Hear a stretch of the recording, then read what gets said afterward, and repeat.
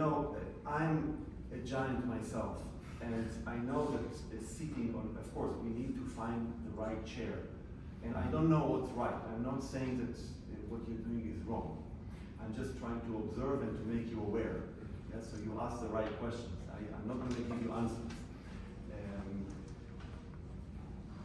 When we sit, or let's say it like this, if I'm a singer, my gravitation point, my only contact point of gravity are my feet on the ground. If I play the violin and I stand, those are my 2 points of contact. When I play the cello, I have 2 places of gravity. I have the feet on the ground and I have the butt on the chair. Yeah. Those 2 we can use. Now, why do we need the butt on the chair? What can we gain from putting weight down to the chair? So you could say, I don't know, nothing. But you're playing basically almost standing up. You're like this. So everything is tilted towards the floor, which can be also good. I'm not saying it's bad.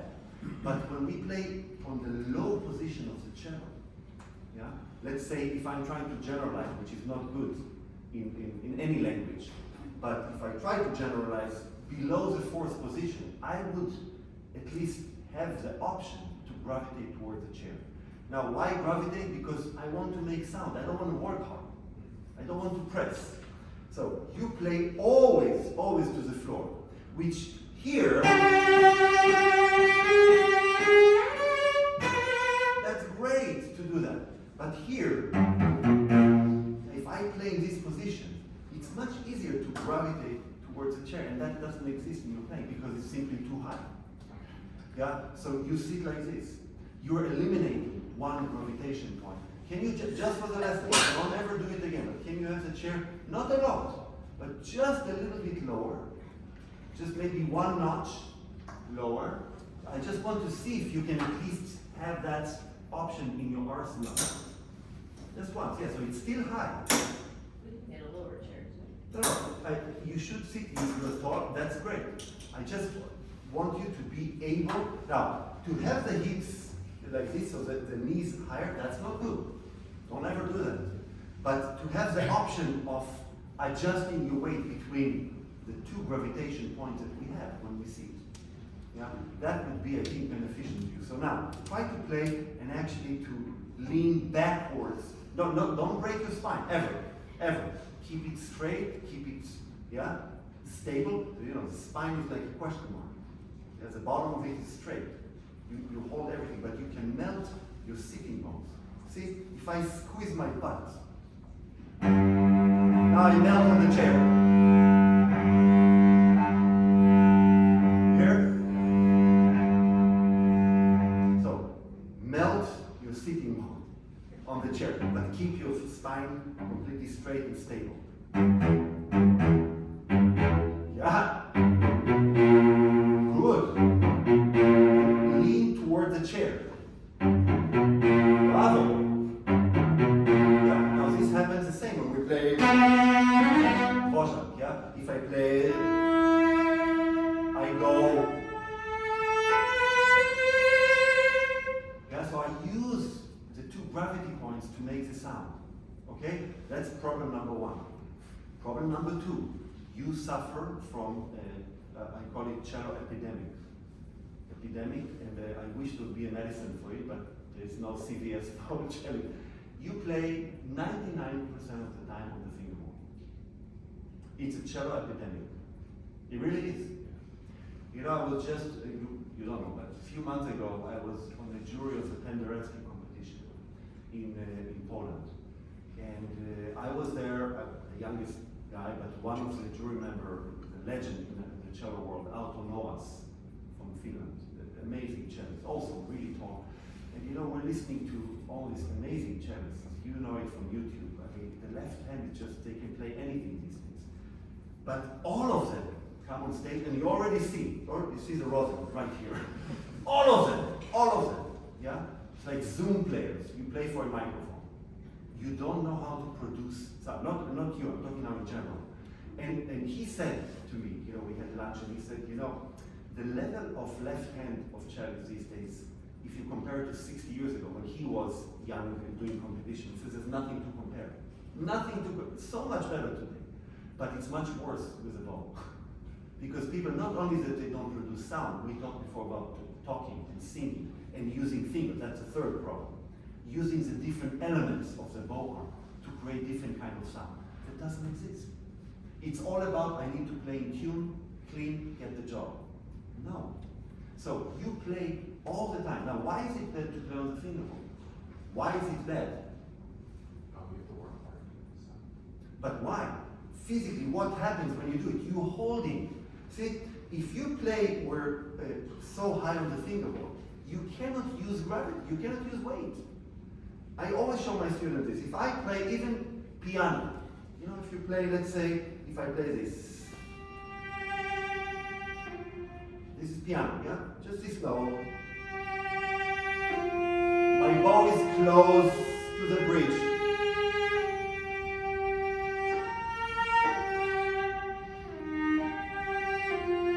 I'm using all the hair. I'm not on the bridge, but you're never there in Shostakovich. Now, if I use the same amount of weight that I just did for Schubert trio, piano, where you play Shostakovich, here, and I try to play the same thing.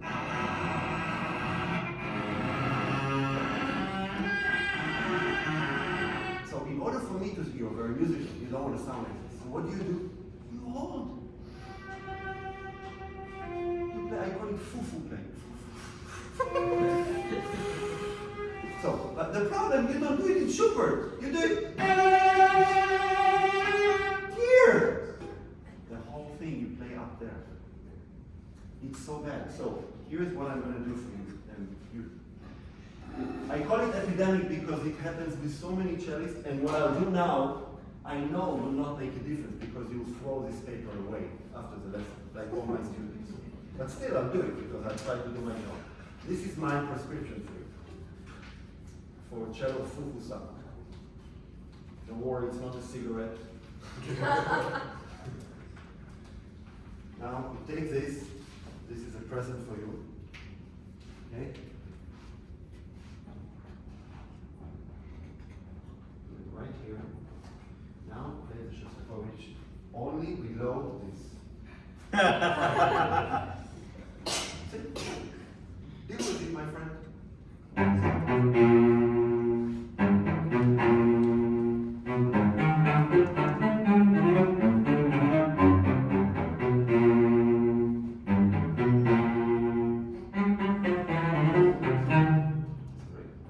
Actually, let's put it here. But that's so much better. You could play more piano, by the way.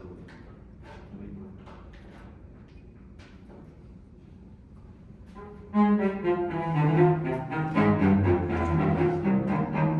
play the second thing, please. Second thing.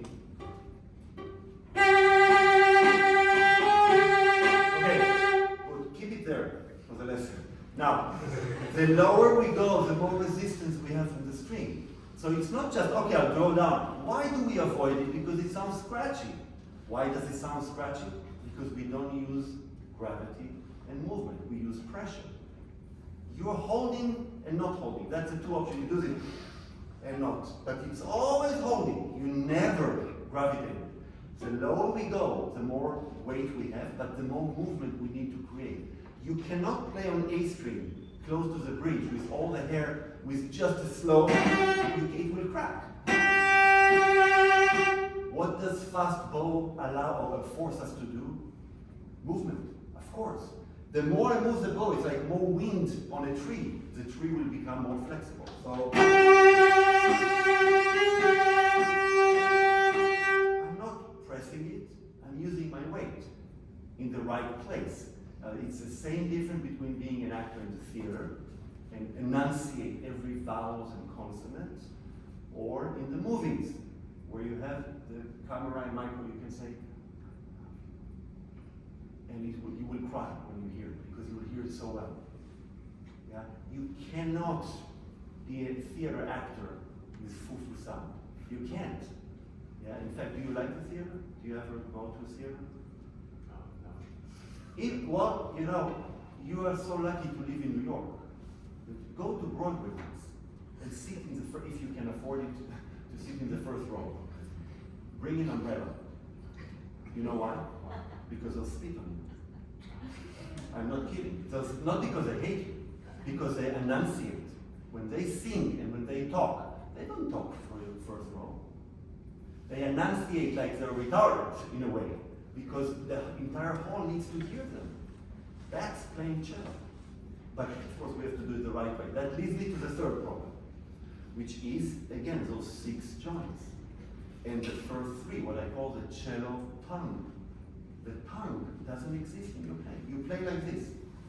And the part that was the one that really, I got my cello policeman hat on, was here. Literally, you play like you're a robot. Robot meaning you have one movement. Yeah? No, there are many more. Yeah? So it's like talking without the tongue. We did it yesterday, so you have to experiment that. Can you say good morning? Now take your tongue, drop it down completely.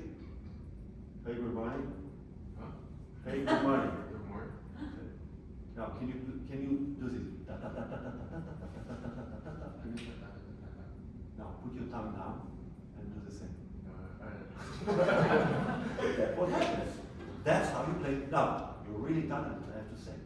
Without the tongue, you are able to speak. It's really hard for you, and you're struggling, and it's not always clear, but you're able to speak because you do it 4 or 5 hours a day. So I take my hat off. However, if I will tell you, hey, you do have a tongue, you just need to develop it. Yeah? So let's develop the tongue a little bit now. Okay, we start from the tongue. Can you hold for me, please, an imaginary living heart? Good. Now, do you see that it pumps? Yeah. Pump it with me. You guys, you're all cellists, you can also do it. Now, I want you, while you're pumping the heart, I want you to do this. Can you say this? In, out. In, out. Now, when I say in, I mean I pump the blood into the heart, and now out into the body. Yeah? Now, the main vein of this cello heart is the thumb. The thumb is the main vein, the one that pushes most blood in and pushes it out. Yeah? Suck it in, out. Say in, out. Now, instead of in, do it with me. Out. Can you say down, up, down, up? Okay. Put it back. Now, hold your bow, the contact point on the D string, with the left hand.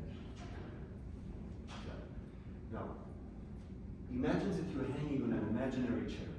Just hang on it. Elbow is hanging, okay? So the wrist is a little broken upward. Yes, just hang. Now, can you do the same thing? In, out, in, out, out. Can you do what we do cellists? Can you pronate your hand toward the first finger? Don't touch the bow yet. Now, your thumb goes inside, so it's close or almost parallel to the second finger. Creates what I call a ring. Yeah? Now, can you pump the heart through the ring? In, out, in, out, in, out. Now, just place your fingers on the bow the way you want it, and do the same thing through the thumb and second finger. In, out. See? Pump your thumb. Your thumb, when you play, is completely tight. Yes, exactly. In, out, in, out, in, out. Now, I'm going to ask you to do it. It will feel really weird. We are now in rehab.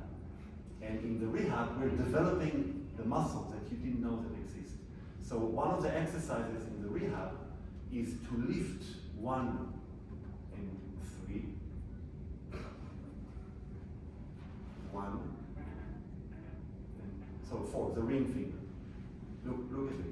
Yeah, I know. Oh, you just can't do it. Yeah. Can you hold the bow like this? So like you have a triangle between thumb, second, and pinky. It's like you hold a big strawberry with thumb, second, and pinky. Did you know what's Play-Doh? Can you hold an imaginary ball of Play-Doh with pinky, Not visible. Yeah, wait. Pinky, second, and thumb. Okay? Now, put the bow with the pinky, second, and thumb. Good. Can you do windshield wipers? Don't lift the pinky. Pinky is huge part of our playing. No. Can you do a circle? So again, this is rehab. First of all, you recognize it. That's a good thing. Now try to develop movement through those three fingers. Especially your pinkies. No, pinky is dead. You see, it's like. No. Can you hang on your thigh on your knee like this, and just pump it, but with the pinky. Anybody has a ponytail? Can I have your?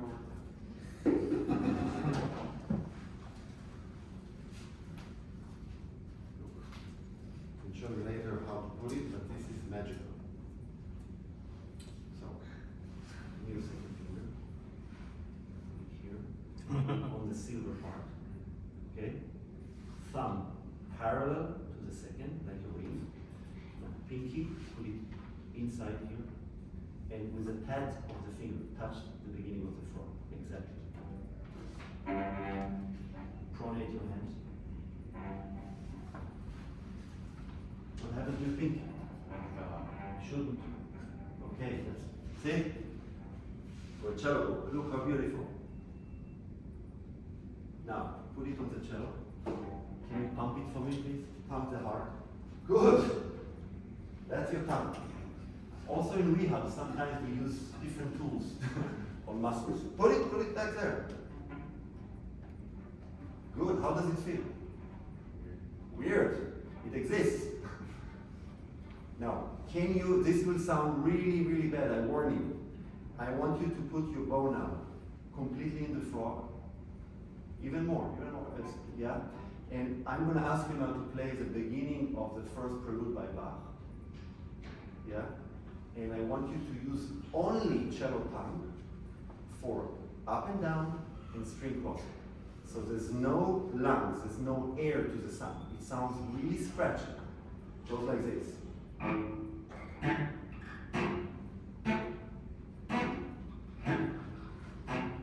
Don't worry.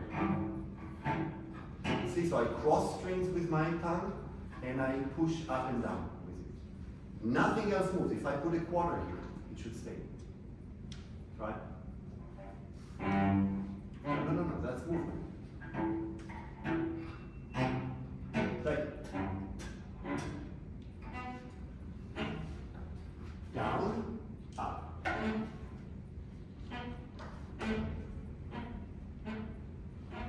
Cross. No, don't move your arm. Hang on a chair.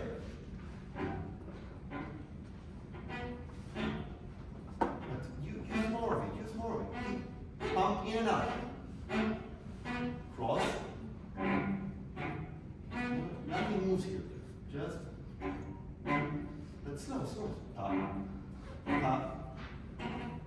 Move your fingers. The only thing you have now. Move it more. Yes. Activate. Yes. Up, open, close. Bravo. Now, if you do it sounds terrible, yeah? But if I add elbow and shoulder, what I call chicken wing, don't stop using the tongue. I add air, it's like talking. Ta, ta. I still do the same motion at the tip of the hand. You don't do it. So to develop it, yes, prelude is a really great one. Twinkle, twinkle. Go back to Suzuki book number 1 and do this.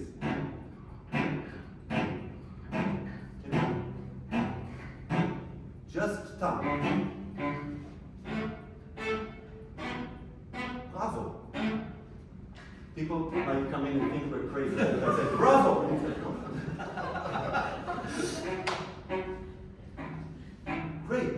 will add the chicken wing to it. No, no, now.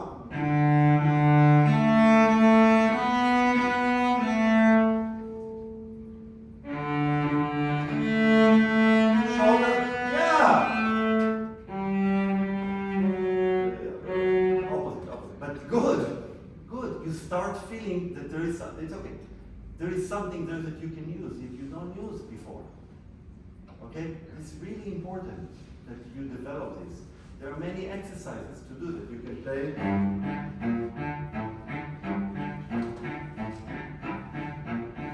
When I was a child in Israel, a Starker used to come twice a year to teach us.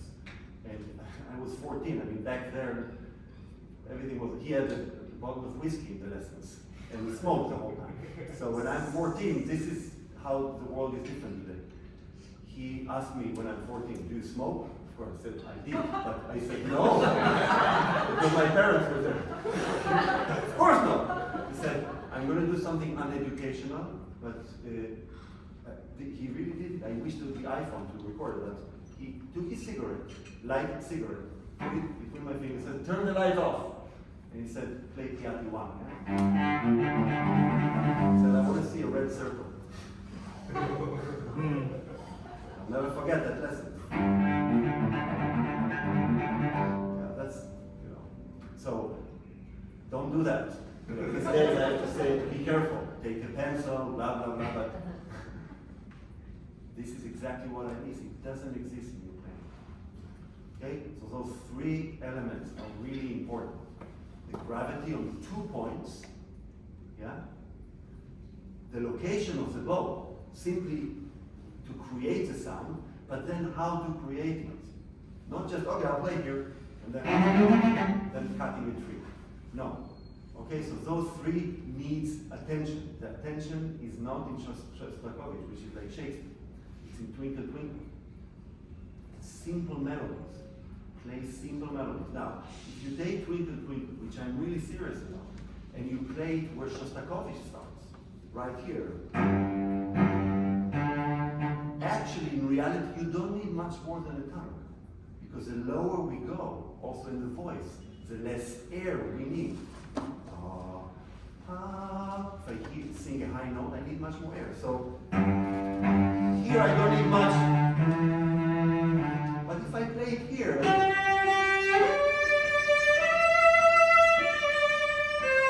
for the same quality, I will need to practice using also lungs.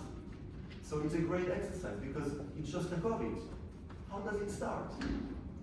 Maybe 70% tongue, 30% lungs. Can you start now and just? By the way, it's piano, just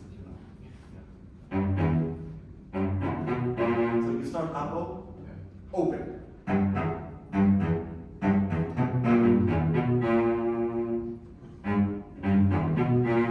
Now stay. G string is harder to produce sound than C string. You need less air on G. It's the worst string we have. If you do dirty. So less 80% tongue, 20% lung, or even 90. So seriously, there's a little bit of motion here. Now when I go to G string, I concentrate on tongue. Back. G string. Yeah, you can't ignore it and just play, because then the quality suffers. Can you try?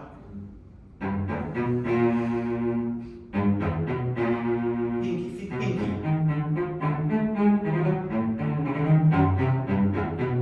Bravo.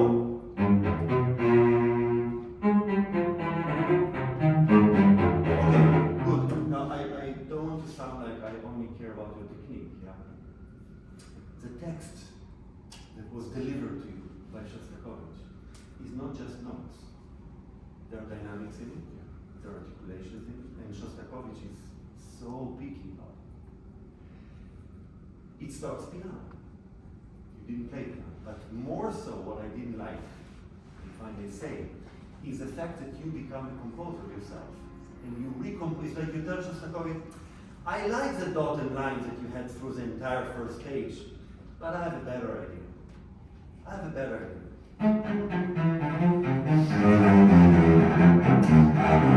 No, let's do echo. Why are you doing this? I mean, you're not the only one, by the way. You have good teachers on YouTube to this stuff. Not Shostakovich, but you have good, the higher viewers you have these days usually are the younger the cellists are, and the far further they are from the text. Unfortunately, that's why when my students say, okay, I'll watch it on YouTube, I tell them, if you watch it on YouTube and it's not black and white, it doesn't count. And if you ever want to show me a video of something that you really, they come, oh my God, did you use these drums from Queen Elizabeth? No, not interested. You want to hear drums? Go to Fournier. Who? Fournier. Who? Fournier, you know? Oh, so you want to hear totally? Who? Even these days. So maybe you should hear Pablo Casal. Who?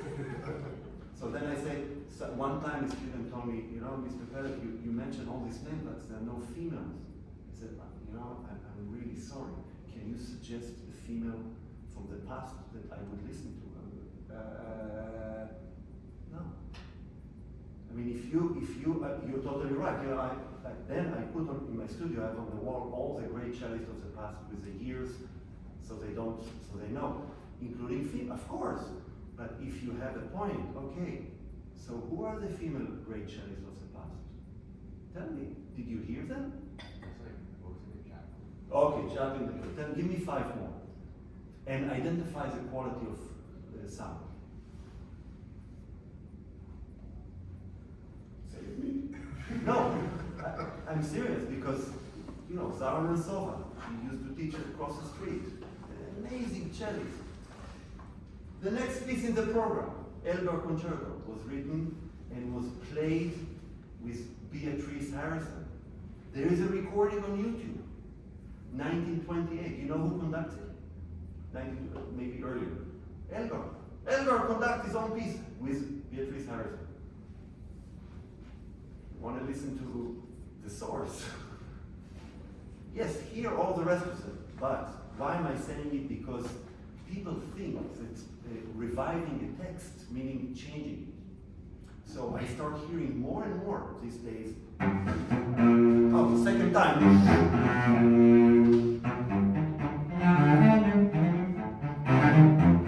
It's not written. The entire beginning is the same dynamic. It's from far, winds. It's like an army march in Moscow. Do you know what Moscow is? Everywhere? Yeah. Can you imagine, if you haven't been there, can you imagine millions of soldiers marching to their death in the Second World War? Yeah, and they have one chance to do this to the leader, but there's rhythm. It's all piano. Same.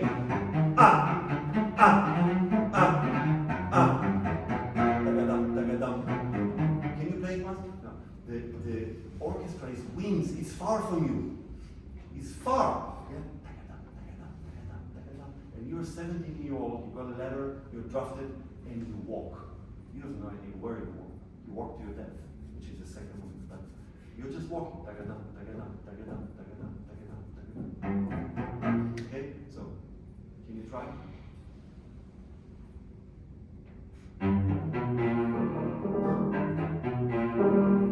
I'm sorry, you do?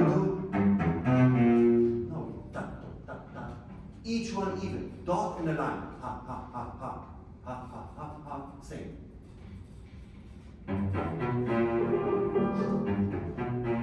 Now stay. Don't rush. Piano.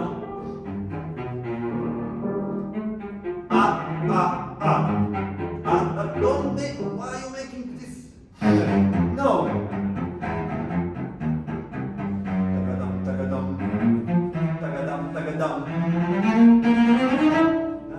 Nothing. It's part of music. It doesn't have to always. Okay, can you go from here? Go from here.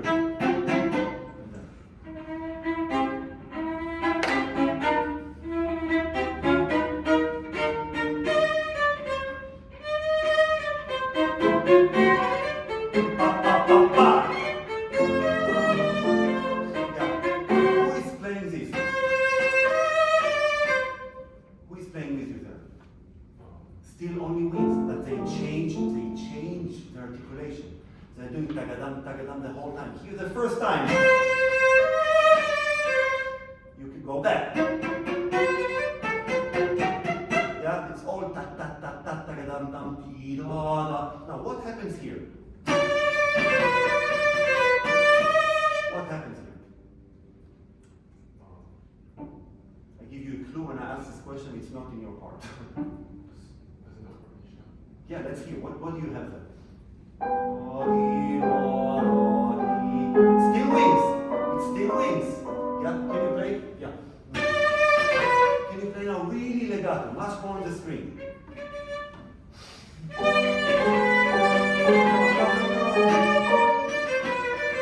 Ta ta ta. You need the ta. Ta ta la ka ta. Don't rush it.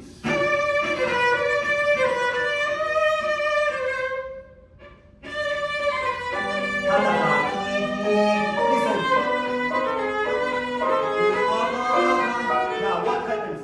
Yeah, go on. Who's playing here? No!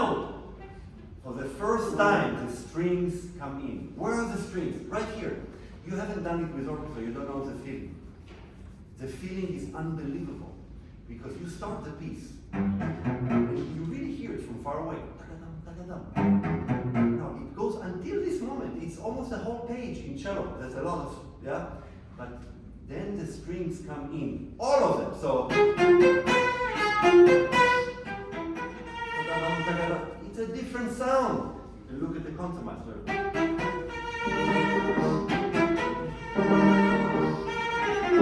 Different sound. You did not recognize it. Yeah, we have to stop.